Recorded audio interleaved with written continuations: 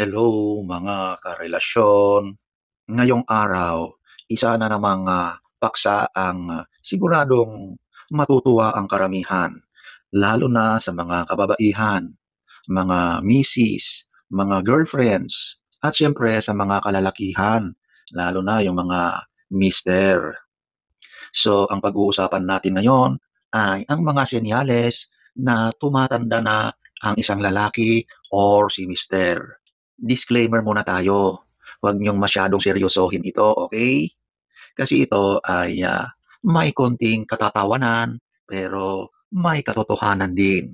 So, kung gusto niyong malaman ang mga ito, manood kayo. So, wag na tayong magpaligoy-ligoy. Number one, buhok na lang ang tumatayo. Alam niyo na siguro na sa usaping ganon, sa usaping intimacy, sa usaping macho, pagkalalaki ay yung tumatayo kapag nagkakaedad na, tumatanda na, ay hindi na agad nakakatayo. Hindi na yan agad sumisigla, sumisipa. Okay? At kapag si boyfriend, si partner, o si mister ay hindi na siya ganon katikas, hindi na yan ganon kasigla, nako, sigurado na epekto na yan ng edad. Meaning to say, tumatanda na siya, which is a reality na lahat tayo ay aabot at papunta sa ganon. Okay? Kahit yung mga healthy, yung mga fit, machong-macho na lalaki, hindi maiiwasan yan.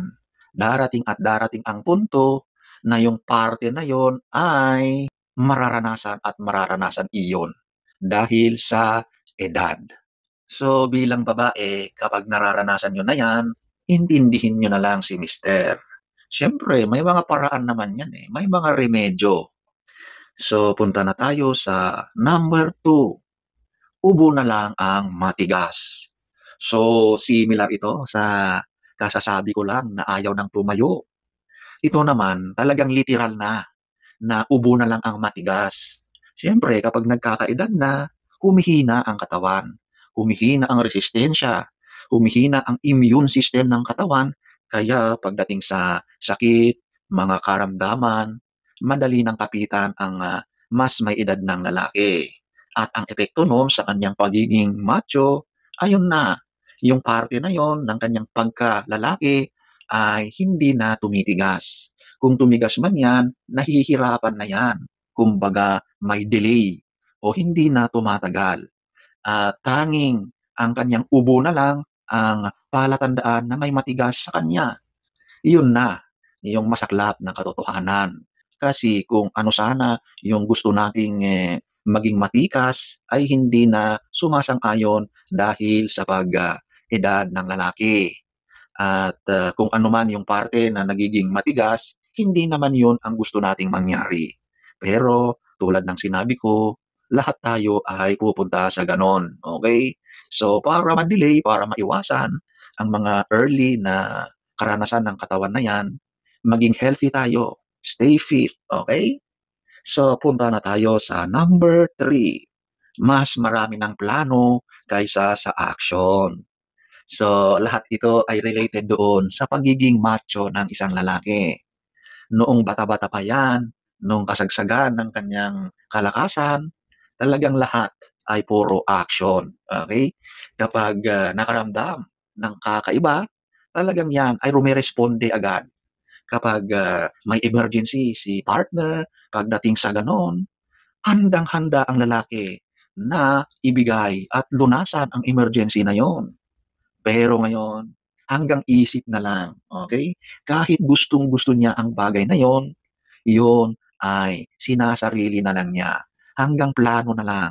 Kasi ang kanyang katawan ay hindi na sumusunod.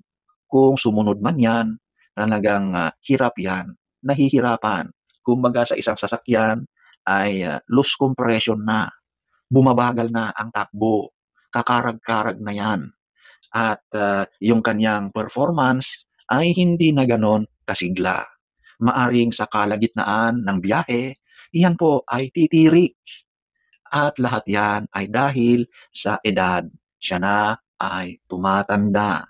Sa halip na ikaw ay malungkot, pwede kayong gumawa ng mga kakaibang moves para ma-compensate yung kakulangan ng gano'n. So, punta na tayo sa number 4, mabilis ng malobat, okay. So, gano'n yata talaga ang, kalakaran pagdating sa lahat ng bagay at maging sa mga kalalakihan. Kapag nagkakaedad na 'yan, talagang yung baterya ay nasisira, madali ng malobat. Parang cellphone 'yan, eh. Kapag, 3 taon na 'yan, napapansin mo na ilang gamit na lang ay lobat na. Gano'n din sa lalaki. Kapag 'yan ay nasa 40s na, 'pag 50s na, wala na 'yan. Yung lobat ang problema, napakabilis ng malobat. Ito yung pagiging mahina na yung kaniyang pagkalalaki. Yung kaniyang mga tuhod ay nanginginig na dahil hindi na kayang suportahan ng baterya yung mga bagay na yon. Kaya sa halip na mahaba-habang road trip, wala na. Yan ay tumitirik na sa kalagitnaan ng biyahe. Dahil sa edad, ang mga ito ay pwedeng ma-delay, pwede pang remedyohan. Umpisahan mo sa pagiging healthy living. Malaki ang maging epekto niyan sa pagiging mabilis malobat ni mister, okay. So, punta na tayo sa number 5, ulo na lang ang, madaling uminit, hindi yung katawan. Ang mga ganitong edad talagang nagiging, mainitin ang ulo. Madali itong mainis, yung pasensya ay napakaiksi na, maiksi ang PC, yun na lang ang, madaling uminit at yung gusto mo na yun sana, ang init na kaniyang ibibigay sa iyo, hindi na yun nangyayari.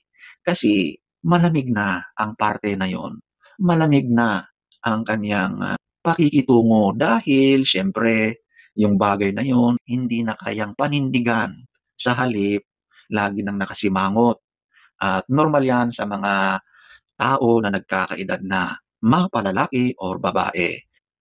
So, punta na tayo sa number 6. Ang theme song ay paminsan-minsan o kaya yung sana maulit muli. Hanggang gano'n na lang talaga, hanggang isip na lang, hanggang imagination na lang si lalaki. Kasi wala, eh, kahit anong gawin niya kapag dumating na sa advanced na edad, hindi na talaga sumasang-ayon yung parte na yon. Hanggang, memories na lang ang kaniyang ini-imagine. Kung 'yan man ay, nagiging masigla, ay bihira na maranasan niya yung pagiging matikas ang kaniyang pakiramdam, ang kaniyang katawan.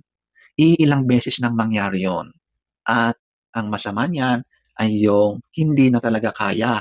So, hanggang isip na lang na sana maranasan ulit or sana maulit muli yung mga gano'ng tagpuan ninyo ni misis, pero hindi na talaga kaya.